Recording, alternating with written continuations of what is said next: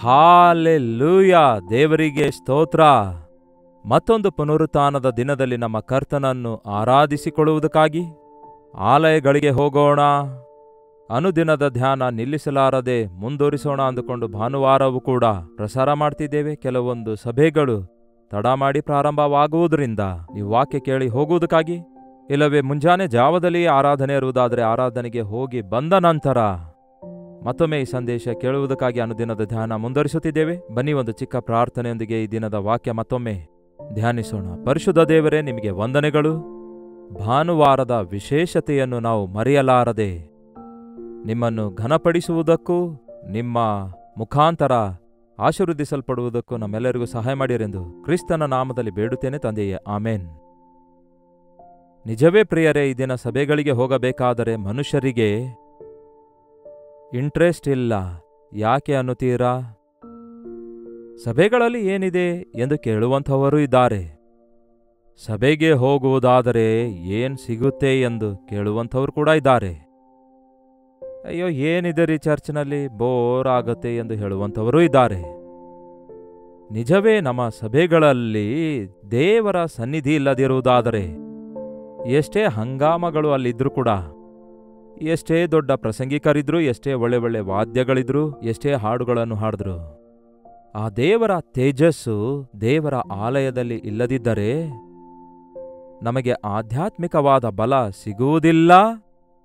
ಸಭೆಯಲ್ಲಿರುವಂತಹ ವಿಶೇಷತೆಯನ್ನು ನಾವು ಗುರುತಿಸುವುದಿಲ್ಲ. ಈ ದಿನ ಒಂದು ಸಾರಿ ಸೊಲೊಮೋನನು ಕಟ್ಟಿರುವಂತಹ ಆಲಯದ ಬಗ್ಗೆ ನೋಡೋಣ ಬನ್ನಿ.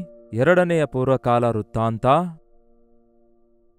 7ನೇ ಅಧ್ಯಾಯದಲ್ಲಿ ವಚನ 1ರಿಂದ ಕೆಲವು ವಚನಗಳನ್ನು ಮೊದಲು ಓದಿಕೊಳ್ಳೋಣ ಬನ್ನಿ. 2ನೇ ಪೂರ್ವಕಾಲ ವೃತ್ತಾಂತ 7ನೇ ಅಧ್ಯಾಯ ವಚನ 1ರಿಂದ. ಸೊಲೊಮೋನನು ಪ್ರಾರ್ಥಿಸುವುದನ್ನು ಮುಗಿಸಿದ ಕೂಡಲೇ ಆಕಾಶದಿಂದ ಬೆಂಕಿ ಬಿದ್ದು ಸರ್ವಾಂಗ ಹೋಮಗಳನ್ನು ಯಜ್ಞ ಮಾಂಸವನ್ನು ದಹಿಸಿಬಿಟ್ಟಿತು. ಯೆಹೋವನ ತೇಜಸ್ಸು ಆತನ ಆಲಯದಲ್ಲಿ ತುಂಬಿಕೊಂಡಿತು. ಪ್ರಾರ್ಥನೆ ಮಾಡುವಾಗ ಕರ್ತನು ಇಳಿದು ಬರುತ್ತಾರಂತೆ. ನಮ್ಮ ದೇವರು ಆಲಯದ ಕಟ್ಟಡಗಳಲ್ಲಿರುವ ಆತನಲ್ಲ.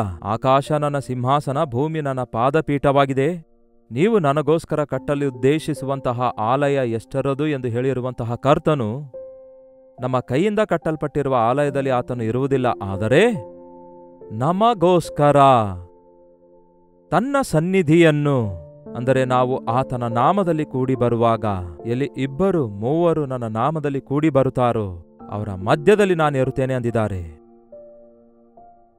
ಪ್ರಾರ್ಥನೆಯ ಮುಖಾಂತರ ಕರ್ತನನ್ನು ನಾವು ಆಹ್ವಾನಿಸುವಾಗ ಆತನ ಸನ್ನಿಧಿಯನ್ನು ಸಭೆಯಲ್ಲಿ ಅನುಭವಿಸಬಹುದು, ನಮ್ಮ ಮನೆಗಳಲ್ಲಿಯೂ ಅನುಭವಿಸಬಹುದು, ನಮ್ಮ ಹೃದಯಗಳಲ್ಲಿಯೂ ಅನುಭವಿಸಬಹುದು. ದೇವರ ಆಲಯದಲ್ಲಿ ಪ್ರಾರ್ಥನೆ ಇರಬೇಕು. ಯೇಸುಕ್ರಿಸ್ತನ ಆಲಯವನ್ನು ಶುದ್ಧಿ ಮಾಡುವಾಗ ಆತನು ಹೇಳಿದ್ದೇನು? ನನ್ನ ಆಲಯವು ಸಮಸ್ತ ಜನಾಂಗಗಳಿಗೆ ಹಾಡುಗಳ ಆಲಯವಾಗಿದೆ ಅನ್ನಲಿಲ್ಲ, ಪ್ರಸಂಗಗಳ ಆಲಯವಾಗಿದೆ ಎಂದು ಹೇಳಲಿಲ್ಲ, ಯಜ್ಞ ಅರ್ಪಿಸುವ ಆಲಯವಾಗಿದೆ ಎಂದು ಹೇಳಲಿಲ್ಲ. ಆದರೆ ಸಮಸ್ತ ಪ್ರಜೆಗಳಿಗೆ ಪ್ರಾರ್ಥನೆಯ ಆಲಯವಾಗಿರುವುದು. ನೀವಾದರೋ ಅದನ್ನು ಕಳ್ಳರ ಗವಿಯನ್ನಾಗಿ ಮಾಡಿದ್ದೀರಿ, ವ್ಯಾಪಾರದ ಸಂತೆಯನ್ನಾಗಿ ಮಾಡಿದ್ದೀರಿ ಎಂದು ಯೇಸು ಹೇಳ್ತಾರೆ. ಈ ದಿನ ಅದೇ ರೀತಿ ದೇವರ ಆಲಯದಲ್ಲಿ ಏನೇನೋ ಕಾರ್ಯಗಳು ಜರುಗುತ್ತಾ ಇವೆ. ಅಲ್ಲಿಯೂ ಕೂಡ ನಾವು ಆಧ್ಯಾತ್ಮಿಕವಾಗಿ ಕರ್ತನನ್ನು ಆರಾಧಿಸ್ಲಿಕ್ಕಾಗುತ್ತಾ ಇಲ್ಲ. ಆತ್ಮದಿಂದಲೂ ಸತ್ಯದಿಂದಲೂ ಆತನನ್ನು ಆರಾಧಿಸ್ಲಿಕ್ಕಾಗದೇ ಇರುವುದರಿಂದ ಕೆಲವೊಂದು ಜನ ಸಭೆ ಅಂದ ಕೂಡಲೇ ತಪ್ಪು ಅಭಿಪ್ರಾಯವುಳ್ಳವರಾಗಿದ್ದಾರೆ. ಸಭೆಯ ಕುರಿತು ಆಸಕ್ತಿಯೇ ಇಲ್ಲದವರಾಗಿರ್ತಿದ್ದಾರೆ. ಅದಕ್ಕೆ ಆಲಯದಲ್ಲಿ ಪ್ರಾರ್ಥನೆ ಇರಬೇಕು. ಯಾವಾಗ ಸೊಲೊಮೋನನು ಪ್ರಾರ್ಥಿಸುತ್ತಾನೋ ತೇಜಸ್ಸು ಆಲಯವೆಲ್ಲ ತುಂಬಿಕೊಂಡಿತು. ಆಲಯವೆಲ್ಲ ತೇಜಸ್ಸಿನಿಂದ ತುಂಬಿಕೊಂಡದ್ದರಿಂದ ಯಾಜಕರು ಒಳಗೆ ಪ್ರವೇಶಿಸಲಾರದೆ ಹೋದರು. ತೇಜಸ್ಸು ಆಲಯದ ಮೇಲೆ ಇಳಿದು ಬಂದಾಗ ಇಸ್ರಾಯೇಲ್ ಪ್ರಜೆಗಳೆಲ್ಲರೂ ಸಾಷ್ಟಾಂಗವಾಗಿ ನಮಸ್ಕರಿಸಿ, ಯೆಹೋವನು ಒಳ್ಳೆಯವನು, ಆತನ ಕೃಪೆಯು ಶಾಶ್ವತವಾದದ್ದು ಎಂದು ಹಾಡನ್ನು ಹಾಡಲು ಪ್ರಾರಂಭಿಸುತ್ತಾರೆ.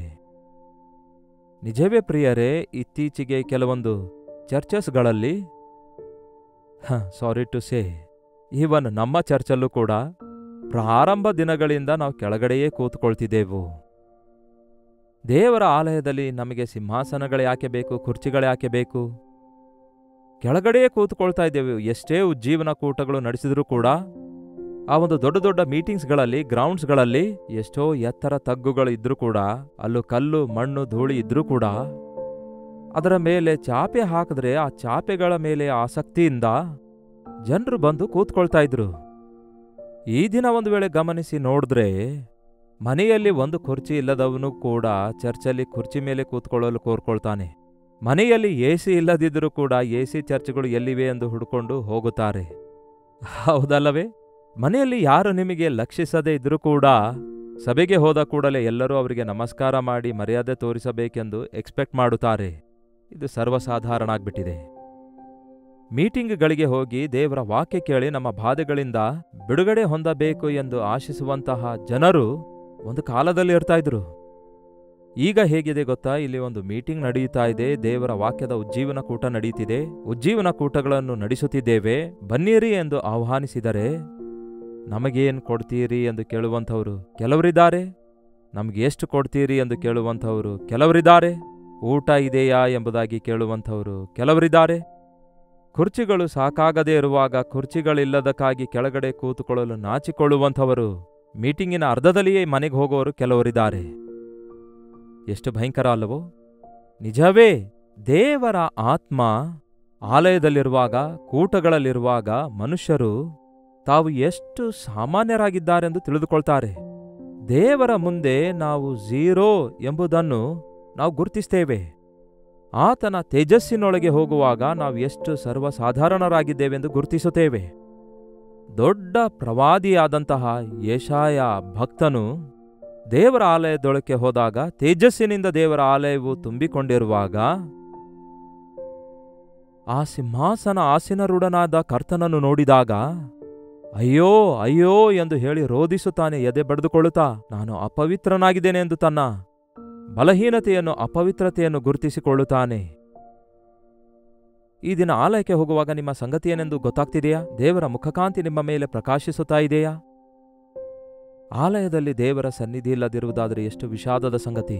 ಈಕಾಬೋತು ಅಂದರೆ ದೇವರ ಮಹಿಮೆಯು ದೇವರ ಆಲಯ ಬಿಟ್ಟೋಯ್ತು ಎಂದರ್ಥ. ಏಲಿ ಕಾಲದಲ್ಲಿ ಈ ವಿಷಯ ನಾವು ಕೇಳಿದ್ದೇವೆ. ಆದರೆ ಈ ದಿನ ಎಷ್ಟು ಸಭೆಗಳಲ್ಲಿ ನಿಜವಾಗ್ಲೂ ಈ ದಿನ ದೇವರ ಸನ್ನಿಧಿ ಇದೆ ಎನ್ನುವುದು ಪ್ರಶ್ನಾರ್ಥಕವಾಗಿ ಉಳ್ಕೊಂಡಿದೆ. ಹಾಗಂತ ಸಭೆಗೆ ಹೋಗೋದನ್ನು ಬಿಡಬೇಡಿ. ಅದಕ್ಕಾಗಿಯೇ ದೇವರ ಸಭೆಗೆ ಹೋಗುವಾಗ ನಿಮ್ಮ ಹೃದಯವನ್ನು ಹೊಯ್ದುಕೊಳ್ಳಿರಿ. ಹಾಗೆಯೇ ಪ್ರಾರ್ಥಿಸುತ್ತಾ ಹೃದಯಪೂರ್ವಕವಾಗಿ ಸಾಷ್ಟಾಂಗವಾಗಿ ಬಿದ್ದು, ಆ ದಿನ ಯಾಜಕರು ಕೂಡ ಭಯಪಟ್ರಂತೆ. ಏನಂತೆ? ಯಾಜಕರು ಸಾಷ್ಟಾಂಗವಾಗಿ ಅಡ್ಡಬಿದ್ದು ದೇವರನ್ನು ಆರಾಧಿಸ್ತಿದ್ದಾರಂತೆ. ಆಲಯ ತೇಜಸ್ಸಿನಿಂದ ತುಂಬಿಕೊಂಡಾಗ ಯಾಜಕರು ಸಾಷ್ಟಾಂಗವಾಗಿ ಬಿದ್ದು ಕರ್ತನಿಗೆ ಆರಾಧಿಸಿದರು. ಯೆಹೋವನು ಒಳ್ಳೆಯವನು, ಆತನ ಕೃಪೆಯು ಶಾಶ್ವತವಾದದು ಎಂದು. ಅರಸನೂ ಎಲ್ಲ ಜನರು ಯೆಹೋವನ ಸನ್ನಿಧಿಯಲ್ಲಿ ಯಜ್ಞವನ್ನು ಅರ್ಪಿಸಿದರು. ಏನಂತೆ? ಬಲಿಗಳನ್ನು ಅರ್ಪಿಸಿದರು. ನಾವು ಸಭೆಗೆ ಹೋಗಿ ಏನು ಸಂಪಾದಿಸಿಕೊಳ್ಳಬೇಕೆಂಬ ಆಸೆ ಇದೆ ಎಲ್ಲರಿಗೂ. ಆದರೆ ರಕ್ಷಣೆ ಕೊಟ್ಟ ಕರ್ತನಿಗೆ ಏನು ಕೊಡೋಣ ಎಂಬ ಆಸೆ ಈ ದಿನ ಎಷ್ಟು ಜನರಿಗಿದೆ ಹೇಳಿ? ಅಯ್ಯೋ, ದೇವರ ಬಳಿಗೆ ಹೋಗುವಾಗ ನಾನು ಕೃತಜ್ಞತಾ ಸ್ತುತಿ ಸಲ್ಲಿಸಬೇಕು ಎಂಬ ಕನಿಷ್ಠ ಜ್ಞಾನ ಇಲ್ಲದಕ್ಕೆ ಏನನ್ನಬೇಕು ಪ್ರಿಯರೇ? ಯಾಕೆ ಪ್ರಿಯರೇ ಸಭೆಗಳಲ್ಲಿ ಈ ದಿನ ಇಂತಹ ಪರಿಸ್ಥಿತಿ ಇದೆ? ಅಂತ್ಯಕಾಲದಲ್ಲಿ ಅನೇಕರ ಪ್ರೀತಿ ತಣ್ಣಗಾಗುತ್ತದೆ, ನಂಬಿಕೆಯು ಕಡಿಮೆಯಾಗಿ ಹೋಗ್ತದಂತೆ, ಅಕ್ರಮ ಹೆಚ್ಚಾಗ್ತದಂತೆ, ಸುಳ್ಳು ಬೋಧಕರು ಇಲ್ಲವೇ ಸುಳ್ಳು ಬೋಧನೆಗಳು ಹೆಚ್ಚಾಗ್ತವೆ. ಮಾತ್ರವಲ್ಲದೆ ದೇವರ ಸನ್ನಿಧಿ ಇಲ್ಲದಂತಹ ಆರಾಧನೆಗಳ ನಿಮಿತ್ತವೇ ಈ ದಿನ ಅನೇಕರು ಆಧ್ಯಾತ್ಮಿಕವಾಗಿ ಮೇಲುಗಳನ್ನು ಹೊಂದಿಕೊಳ್ಳಲಿಕ್ಕಾಗ್ತಾ ಇಲ್ಲ. ಸೊಲೊಮೋನನು ಏನ್ ಮಾಡಿದನು ನೋಡಿ? 1,20,000 ಕುರಿಗಳನ್ನು ಯಜ್ಞ ಅರ್ಪಿಸುತ್ತಾನೆ, ಇಲ್ಲವೇ ಬಲಿಯಾಗಿ ಅರ್ಪಿಸುತ್ತಾನೆ. ಯಜ್ಞ ಅರ್ಪಿಸಿದು ಎಷ್ಟಂತೆ? 20,000 ಹೋರಿಗಳು, 1,20,000 ಕುರಿಗಳು. Can you imagine? ಎಷ್ಟು ಪ್ರಿಯರೇ? 20,000 ಹೋರಿಗಳು, 1,20,000 ಕುರಿಗಳನ್ನು ಯಜ್ಞವಾಗಿ ಅರ್ಪಿಸುತ್ತಾನೆ. 20,000 ಯಜ್ಞಗಳು ಅರ್ಪಿಸಲು ಎಷ್ಟು ಸಮಯ ಹಿಡಿದಿರುತ್ತೆ, ಎಷ್ಟು ದುಡ್ಡಾಗಲಿ ಶಕ್ತಿಯಾಗಲಿ ಖರ್ಚಾಗಿರುತ್ತೆ ನೋಡಿ. ಈ ದಿನ ದೇವರು ಹೋರಿ ಹೋತಗಳ ಯಜ್ಞವನ್ನು ಕೇಳುತ್ತಾ ಇಲ್ಲ ಪ್ರಿಯರೇ. ಈ ದಿನಗಳಲ್ಲಿ ಆತನು ಯಜ್ಞ ಕೇಳುವಾತನಲ್ಲ. ಈ ದಿನಗಳಲ್ಲಿ ಕುಗ್ಗಿ ಹೋದ, ಜಜ್ಜಿ ಹೋದ ಹೃದಯ ಆತನು ಕೇಳ್ತಿದ್ದಾನೆ. ಕುಗ್ಗಿದ ಜಜ್ಜಿದ ಹೃದಯದೊಳಗಿಂದ ಬರುವಂತಹ ಸ್ತುತಿ ಆತನು ಕೇಳ್ತಿದ್ದಾನೆ. ಸ್ತುತಿಗಳನ್ನು ಅರ್ಪಿಸಬೇಕು. ನಾವು ದೇವರ ಆಲಯಕ್ಕೆ ಹೋಗುವಾಗ ಎಷ್ಟೋ ರೀತಿಗಳಲ್ಲಿ ಎಷ್ಟೋ ವಿಷಯಗಳಿಗಾಗಿ ನೀವು ದೇವರನ್ನು ಸ್ತುತಿಸಬೇಕೋ ಅಷ್ಟೊಂದು ರೀತಿಯಲ್ಲಿ ದೇವರನ್ನು ಸ್ತುತಿಸುವುದನ್ನು ಕಲಿತುಕೊಳ್ಳಬೇಕು. ಯಾವಾಗ ನೋಡಿದ್ರೂ ಬೇಡಿಕೊಳ್ಳೋದಲ್ಲ ಪ್ರಿಯರೇ. ಏನೇನು ದೇವರು ಕೊಟ್ಟಿಲ್ಲ ಹೇಳ್ರಿ ಈಗಾಗಲೇ ನಿಮ್ಮ ಜೀವಿತದಲ್ಲಿ? ಅವು ನೆನಪಿವೆಯಾ? ಎಷ್ಟೊಂದು ವಿಷಯಗಳನ್ನು ನಾವು ಕರ್ತನಿಗೆ ಬೇಡಿಕೊಳ್ತೇವೆ, ಅವುಗಳನ್ನು ಆತನು ಕೊಡ್ತಿದ್ದಾನೆ, ಆದರೆ ಅವುಗಳನ್ನು ನಾವು ಮರೆತು ಹೋಗ್ತಿದ್ದೇವೆ. ಅವುಗಳ ವಿಷಯದಲ್ಲಿ ಕನಿಷ್ಠ ಥ್ಯಾಂಕ್ಸ್ ಎಂದು ಕೂಡ ದೇವರಿಗೆ ಹೇಳಲಿಕ್ಕಾಗ್ತಿಲ್ಲ. ಏನೇನೋ ಕೊಟ್ಟಂತಹ ದೇವರೇ, ನನಗೆ ಕೃತಜ್ಞತೆಯ ಹೃದಯ ಕೊಡು ಎಂದು ಒಬ್ಬ ದೈವ ಸೇವಕರು ಪ್ರಾರ್ಥಿಸ್ತಾರೆ. ಹೌದು ಪ್ರಿಯರೇ, ಎಷ್ಟೊಂದು ಕೊಟ್ಟಂತಹ ದೇವರೇ, ಕುಗ್ಗಿದ ಜಜ್ಜಿದ ಹೃದಯ ನಮಗೆ ಕೊಡಿರಿ ಎಂದು ನಾವು ಬೇಡಿಕೊಳ್ಳುವುದಾದರೆ ಅದ್ಭುತವಾದ ಆ ದೇವರ ಸನ್ನಿಧಿಯನ್ನು ಅನುಭವಿಸುವವರಾಗಿರ್ತೇವೆ. ಯಜ್ಞಗಳನ್ನು ಅರ್ಪಿಸುತ್ತಾನೆ, ಸೇವೆ ನಿಯಮದ ಪ್ರಕಾರ ಅಲ್ಲಿ ಕೀರ್ತನೆಗಳನ್ನು, ಯೆಹೋವನಿಗೆ ಗೀತೆಗಳನ್ನು ಹಾಡುತ್ತಾ ವಾದ್ಯಗಳನ್ನು ಬಾರಿಸುತ್ತಾ ನಿಂತಿರುವಾಗ, ಯಾಜಕರು ಅವರ ಮುಂದೆ ನಿಂತು ಕೊಂಬನ್ನು ಊದುತ್ತಿರುವಾಗ,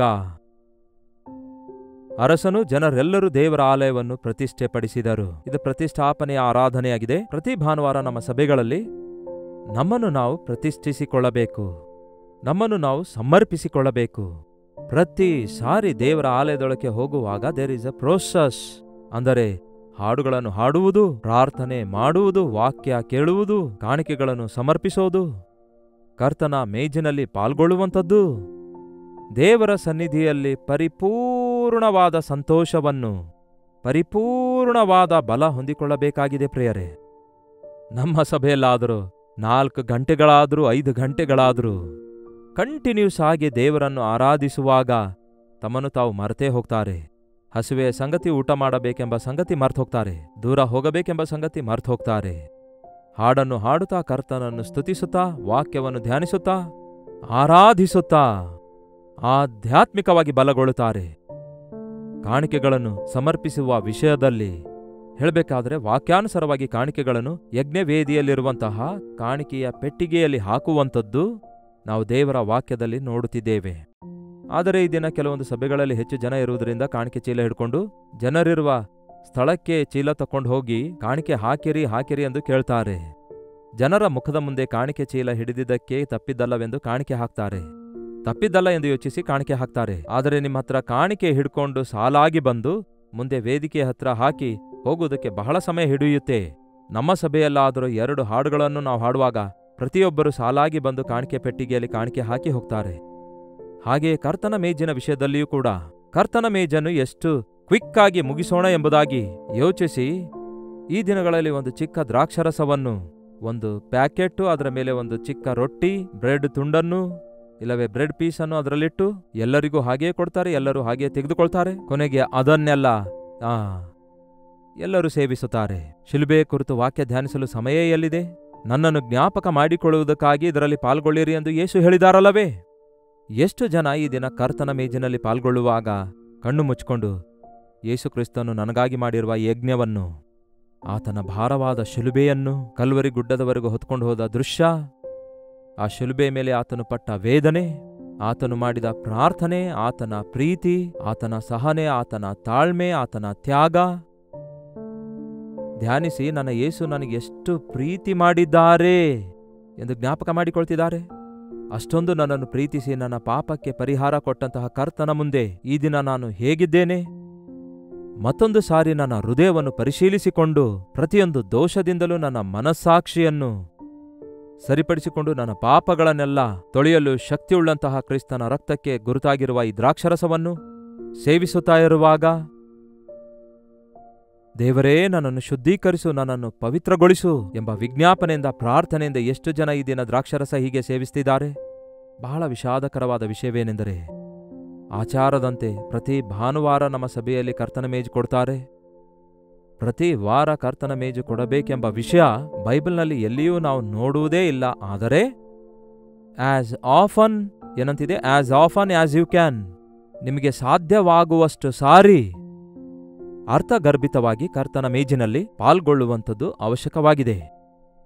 ಹಾಗಾದರೆ ನೀವು ಕರ್ತನ ಮೇಜನ್ನು ಆಚಾರವಾಗಿ ತೆಗೆದುಕೊಳ್ತಿದ್ದೀರಾ?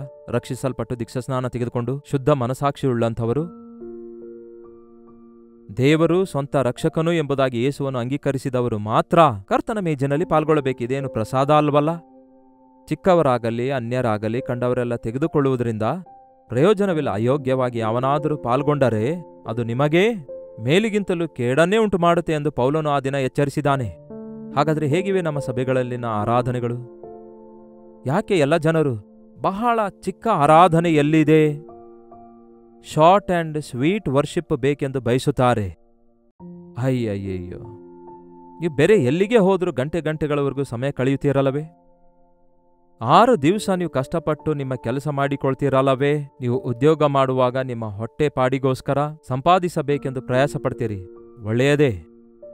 ಆದರೆ 7ನೇ ದಿನದಲ್ಲಿ ನನ್ನ ಸನ್ನಿಧಿಯಲ್ಲಿ ಕಾಲ ಕಳೆದು ಆಧ್ಯಾತ್ಮಿಕವಾಗಿ ಬಲಗೊಳ್ಳಿರಿ ಎಂದು ಕರ್ತನು ಆಹ್ವಾನಿಸಿದರೆ ನಾವು ಭಾನುವಾರವೂ ಕೂಡ ನಿರ್ಲಕ್ಷ್ಯ ಮಾಡುವುದು ಬಾಧೆಕರವಾದ ವಿಷಯವಾಗಿದೆ. ಇಂದಿನಿಂದ ಒಂದು ತೀರ್ಮಾನ ತೆಗೆದುಕೊಳ್ಳೋಣ. ಯಾರು ಹೇಗೆ ಇದ್ರು, ನಮ್ಮ ಸಭೆ ಹೇಗೆ ಇದ್ರು, ನಮ್ಮ ಸಭೆಯಲ್ಲಿ ದೇವರ ಸನ್ನಿಧಿ ಇಲ್ಲವೆಂದು ನೆಪ ಹೇಳದಂತೆ ಮೊದಲು ನಾನು ಸಭೆಗೆ ಹೋಗಿ ಪ್ರಾರ್ಥಿಸಿಕೊಂಡು ಕರ್ತನನ್ನು ಸ್ತುತಿಸಿ ನನ್ನ ಮನೆಯವರೆಲ್ಲರ ಸಹಿತ ದೇವರನ್ನು ಸೇವಿಸಿ ದೇವರ ಸನ್ನಿಧಿಯೊಂದಿಗೆ ದೇವರ ಆಲಯವೆಲ್ಲ ತುಂಬಿಕೊಳ್ಳುವವರೆಗೂ ಆತನ ಸನ್ನಿಧಿಯಲ್ಲಿ ಗೋಳಾಡುತ್ತೇನೆ ಎಂಬ ತೀರ್ಮಾನ ತೆಗೆದುಕೊಳ್ಳಿರಿ. ಪ್ರಾರ್ಥನೆ. ಪರಿಶುದ್ಧ ದೇವರೇ, ಪ್ರೀತಿಯುಳ್ಳ ತಂದೆಯೇ, ಯಾರ್ಯಾರು ಎಲ್ಲಿಂದ ಈ ಮಾತುಗಳನ್ನು ಕೇಳ್ತಿದ್ದಾರೋ ಒಂದು ಸಾರಿ ಅಂಥವರನ್ನೆಲ್ಲ ದರ್ಶಿಸಿರಿ. ಭಾನುವಾರದ ಪ್ರಾಮುಖ್ಯತೆಯನ್ನು, ನಿಮ್ಮನ್ನು ಆರಾಧಿಸುವುದರ ಮುಖಾಂತರ ದೊರಕುವ ಶ್ಲಾಘ್ಯತೆಯನ್ನು, ನಿಮ್ಮ ಆಲಯದಲ್ಲಿ ನೀವಿದ್ದೀರಿ, ನಿಮ್ಮ ತೇಜಸ್ಸಿನಿಂದ ತುಂಬಲ್ಪಟ್ಟಿದೆ ಎಂಬುದಾಗಿ ಗ್ರಹಿಕೆಯನ್ನು ಹೊಂದಿಕೊಳ್ಳುವ ಹಾಗೆ ಆತ್ಮದಿಂದಲೂ ಸತ್ಯದಿಂದಲೂ ನಿಮ್ಮನ್ನು ಆರಾಧಿಸುವುದಕ್ಕೆ ನಮ್ಮನ್ನು ನಾವು ಸಮರ್ಪಿಸಿಕೊಳ್ಳುತ್ತಾ, ನಮ್ಮ ಸ್ಥಿತಿಯನ್ನು ನಾವು ಗ್ರಹಿಸಿಕೊಳ್ಳುತ್ತಾ, ನಿಮ್ಮ ಪ್ರೀತಿಗೋಸ್ಕರ ತ್ಯಾಗಕ್ಕೋಸ್ಕರ ನಿಮ್ಮನ್ನು ಸ್ತುತಿಸುತ್ತಾ ನಿಮ್ಮ ಸನ್ನಿಧಿಯಲ್ಲಿ ಆರಾಧಿಸುವ ಹಾಗೆ ನಮ್ಮ ಪ್ರತಿಯೊಬ್ಬರಿಗೂ ಸಹಾಯ ಮಾಡಿರೆಂದು ಕ್ರಿಸ್ತನ ನಾಮದಲ್ಲಿ ಬೇಡುತ್ತೇನೆ ತಂದೆಯೇ, ಆಮೇನ್. ತಂದೆಯಾದ ದೇವರ ಪ್ರೀತಿಯೂ ಮಗನಾಗಿರುವ ಕ್ರಿಸ್ತನ ಕೃಪೆಯೂ ಆದರಣೆ ಕರ್ತನಾದ ಪವಿತ್ರಾತ್ಮನ ಸಹವಾಸವು ಕೂಡಿ ಬಂದಿರುವ ನಮ್ಮೆಲ್ಲರ ಸಂಗಡ ಇಂದಿಗೂ ಸದಾಕಾಲಕ್ಕೂ ನೆಲೆಯಾಗಿರಲಿ, ಆಮೇನ್. ದೇವರಿಗೆ ಸ್ತೋತ್ರ. ನೀವೆಲ್ಲಿಂದ ವೀಕ್ಷಿಸುತ್ತಾ ಇದ್ದೀರೆಂದು ಲೈವ್ ಚಾಟ್ನಲ್ಲಿ ಬಂದು ನಿಮ್ಮ ಹೆಸರು, ಊರನ್ನು ಟೈಪ್ ಮಾಡಿರಿ. ನಿಮಗೋಸ್ಕರ ಪ್ರಾರ್ಥಿಸ್ತಿದ್ದೇವೆ. ನಿಮ್ಮ ಪ್ರಾರ್ಥನಾ ಮನವಿಗಳನ್ನು 8939731313 ನಂಬರ್ಗೆ ಒಂದು ಟೆಕ್ಸ್ಟ್ ಇಲ್ಲವೇ ವಾಯ್ಸ್ ಮೆಸೇಜ್ ಮುಖಾಂತರ ವಾಟ್ಸಪ್ ಕಳಿಸಿಕೊಡಿರಿ. ನೀವು ಹೊರದೇಶದಲ್ಲಿರುವುದಾದರೆ ನೀವು ಕೂಡ 8939731313 ನಂಬರಿಗೆ ಸ್ಕ್ರೀನ್ ಮೇಲೆ ಕಾಣಿಸ್ತಿದೆಯಲ್ಲವೇ, ಆ ಒಂದು ನಂಬರಿಗೆ ವಾಟ್ಸಪ್ ಮೆಸೇಜ್ ಅನ್ನು ಕಳಿಸಿಕೊಡಿರಿ. ನಿಮಗೋಸ್ಕರ ನಾವು ಪ್ರಾರ್ಥಿಸ್ತಿದ್ದೇವೆ, ನೀವು ಕೂಡ ಪ್ರಾರ್ಥಿಸಿರಿ. ದೇವರು ಅದ್ಭುತ ಕಾರ್ಯ ಮಾಡ್ತಾರೆ. ನಿಮ್ಮ ಸಭೆಗಳಿಗೆ ಹೋಗಿರಿ. ದೇವರ ಸನ್ನಿಧಿ ನಿಮ್ಮ ಸಭೆಯಲ್ಲಿರುವುದಕ್ಕಾಗಿ ನೀವು ಕಾರಣರಾಗಿ ಇದ್ದುಕೊಂಡು ದೇವರಲ್ಲಿ ಆನಂದಿಸಿರಿ. ಒಂದು ವೇಳೆ ಇದುವರೆಗೂ ಡಾಕ್ಟರ್ ಜಯಪಾಲ್ ಕನ್ನಡ ಯೂಟ್ಯೂಬ್ ಚಾನಲ್ಗೆ ಸಬ್ಸ್ಕ್ರೈಬ್ ಮಾಡಿಕೊಳ್ಳದಿದ್ದರೆ ಈ ದಿನವೇ ಸಬ್ಸ್ಕ್ರೈಬ್ ಮಾಡಿಕೊಳ್ಳಿರಿ, ಲೈಕ್ ಮಾಡಿ, ಶೇರ್ ಮಾಡಿರಿ. ಕರ್ತನ ಚಿತ್ತವಿರುವುದಾದರೆ ನಾಳೆ ಇದೇ ಅನುದಿನದ ಧ್ಯಾನ ಎಂಬ ಕಾರ್ಯಕ್ರಮದಲ್ಲಿ ಮತ್ತೊಮ್ಮೆ ಭೇಟಿಯಾಗೋಣ. ಅಲ್ಲಿಯವರೆಗೂ ದೇವರ ಮಹಾಕೃಪೆ ನಿಮ್ಮೆಲ್ಲರೊಂದಿಗಿರಲಿ.